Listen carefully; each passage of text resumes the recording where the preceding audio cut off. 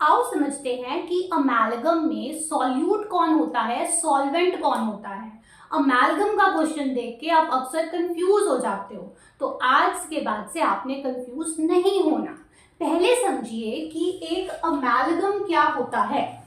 जब भी हम मरकुरी को किसी दूसरे मेटल के साथ मिलाकर एक सॉल्यूशन तैयार करते हैं उसे अमेलगम बोलते हैं। अमेलगम जो हमारा है वो एक सॉल्यूशन है, पर वो कैसा दिखता है, वो एक सॉलिड दिखता है, सॉलिड सॉल्यूशन है।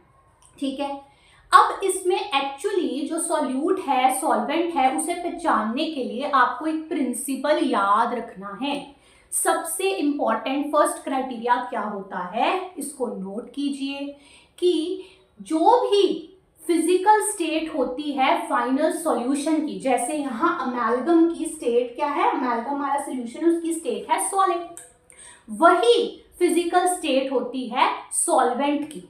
यानी कि अगर मेरे पास दो कंपोनेंट्स हैं, सॉल्यूट सॉल्वेंट, पहचानना है तो आप फिजिकल स्टेट से देखेंगे। अब इस केस में मैंने लिया है जिंक अमेलगम। जिंक अमेलगम मतलब कि जिंक और मरकुरी, अमेलगम वर्ड सुनते ही मरकुरी लगा दिया करो।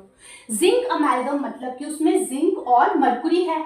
अब जिंक आपको पता है बेटा मेटल एक सॉलिड है, और जो मरकुरी मेटल है वो लिक्विड स्टेट में होता है। ठीक है, याद रखेंगे। तो जो इन दोनों में से अब सॉल्यूट कौन है, सॉल्वेंट कौन है।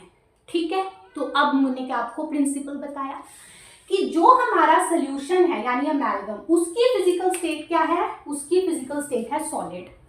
That will be same as the physical state of solvent. तो अब इन दोनों में से सॉलिड कौन है, जिंक है।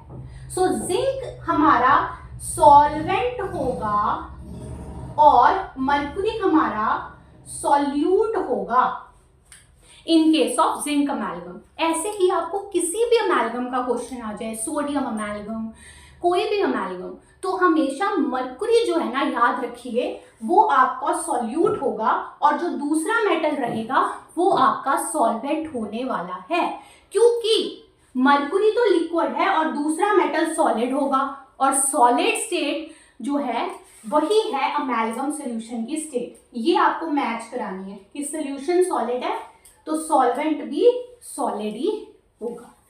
Hope you understood.